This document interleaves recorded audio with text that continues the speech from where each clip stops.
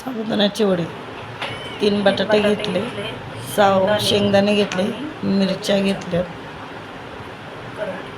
आता आपण कढई ठेवूया, गॅस पेटून घेऊया. त्याच्यात शेंगदाणे टाकून ते चांगले फ्राय करून घेऊया. मिक्सरच्या भांड्यात ओतून घेऊया आणि बारीक करून घेऊया.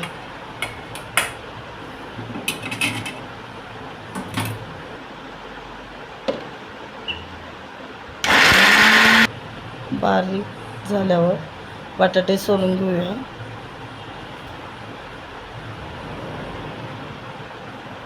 बटाटे सोलून झाले आहे.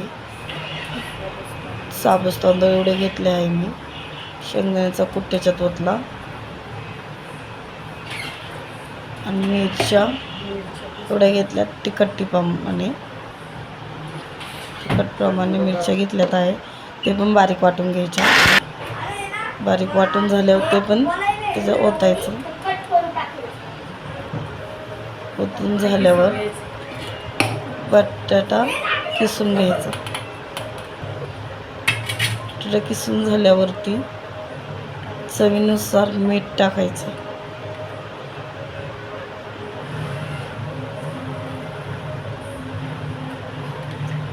मीठ टाकल्यावर ते चांगले मळून घ्यायचे. असे चांगले मळून घ्यायचे. त्याच्यानंतर त्याचे वडे करायचे. असे प्रकारे वडे थापायचे.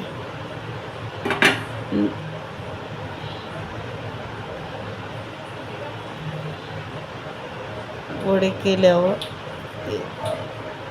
वडे थापून घ्यायचे. हे सर्व वडे झाले आहे. आता कढईत तेल ओतूया. ते चांगल्या प्रकारे फ्राय करून घेऊया. फ्राय केल्यावर वाव किती छान